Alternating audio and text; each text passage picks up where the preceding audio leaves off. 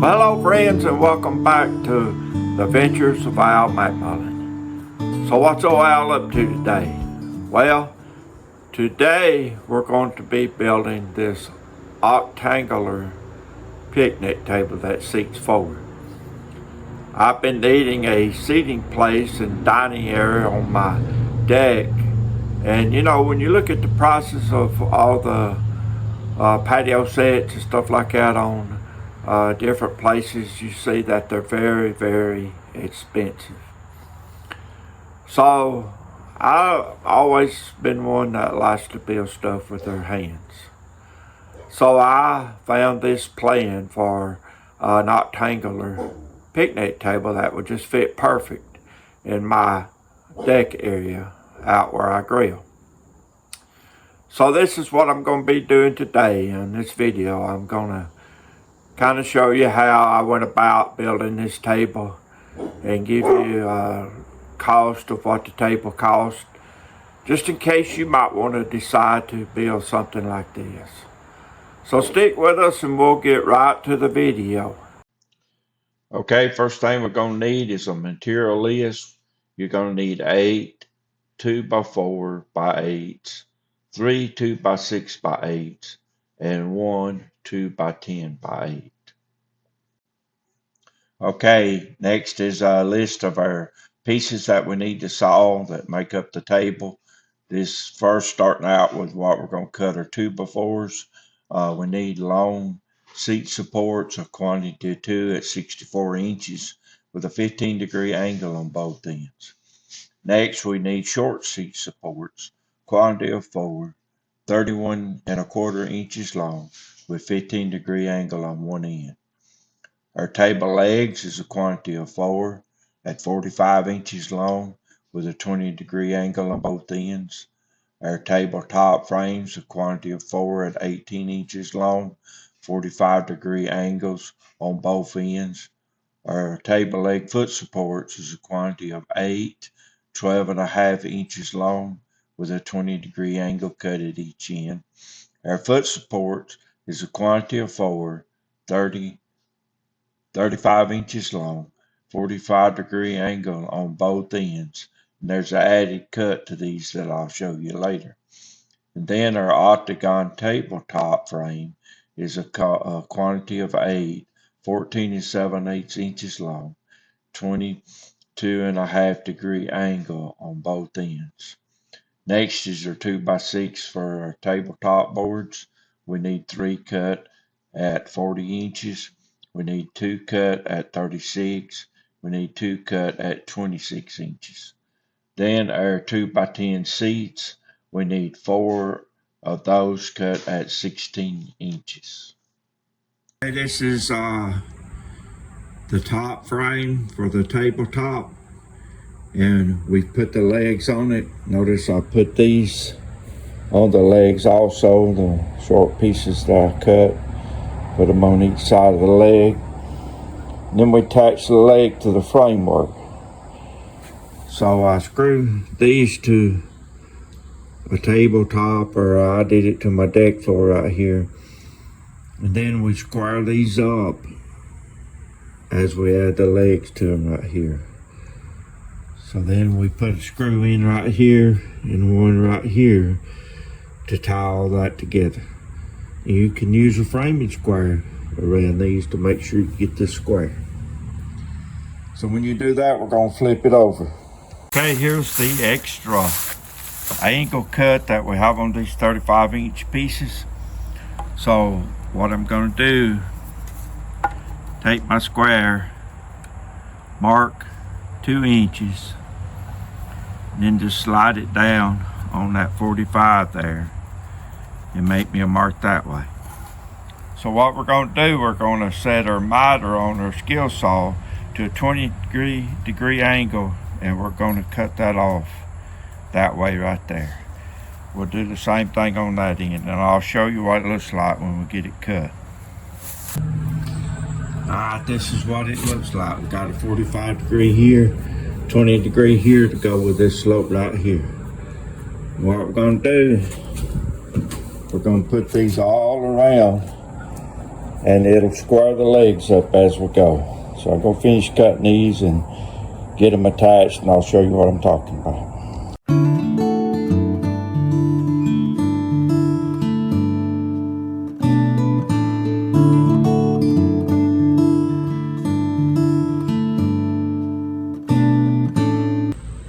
Okay, we're putting our seat braces on now, and I'm going to show you what I've done up to this point.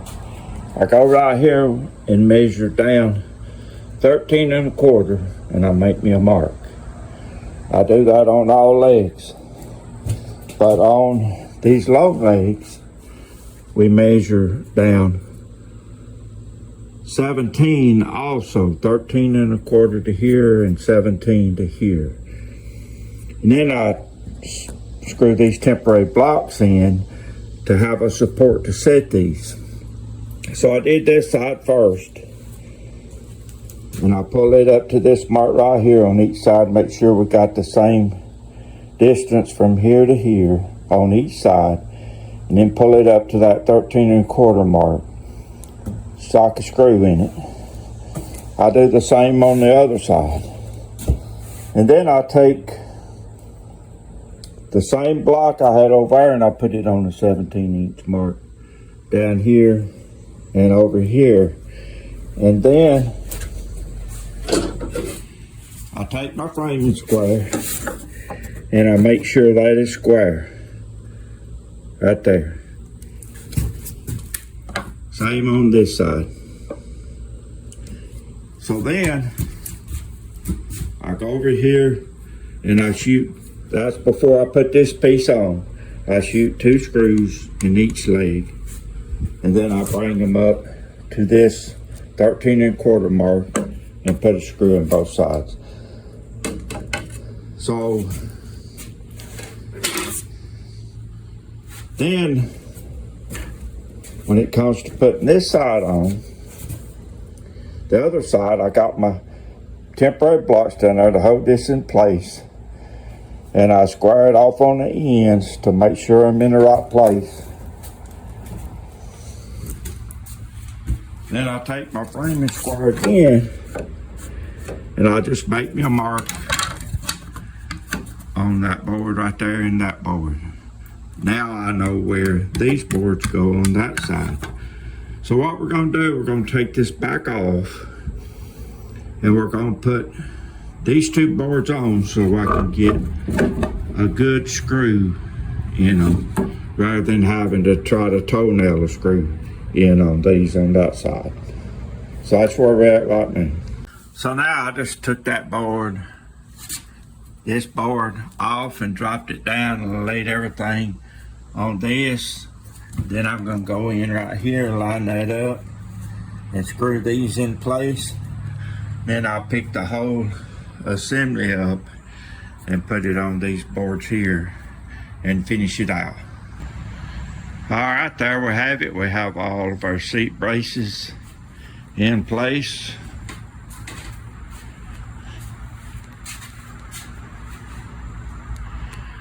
And all we like is mounting the top and the seats. And I'll get back later and show you how we do that. Right now you lay your boards out for your 2x6s out for your octagonal top. You see we got the 3 longest pieces in the center. The next, the longest pieces on each side of the 3 in the center, and then the shortest pieces on the side. And then we lay out our frame for the octagon table.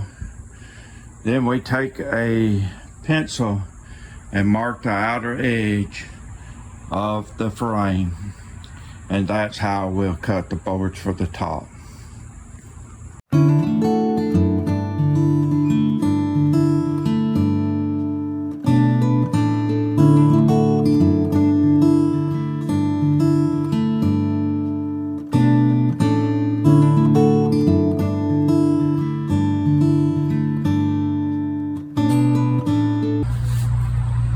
Okay, we got the top sitting on there, and this is how I squared it up. Measuring off that leg, the top of that leg right there. we come out about 4 3/8. Same here.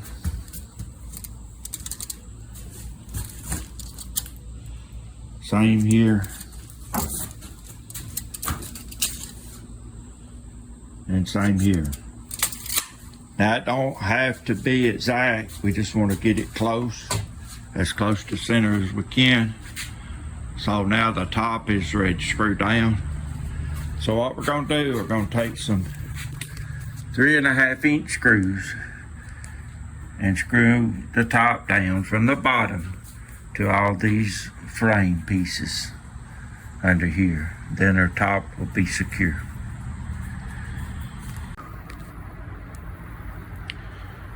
Okay, here's our seats. And basically I took those 16-inch pieces of 2x10 and I just kind of measured back 1 inch from each side and put me a mark and just nipped those corners off with my skill saw. And that just keeps from having any sharp edges to hang yourself on or whatever when you're getting on. And I just flushed them with these boards right here. Then I just basically took 4 screws and put in them. Good and solid, good and sound. So that's the seats. That's how I did that.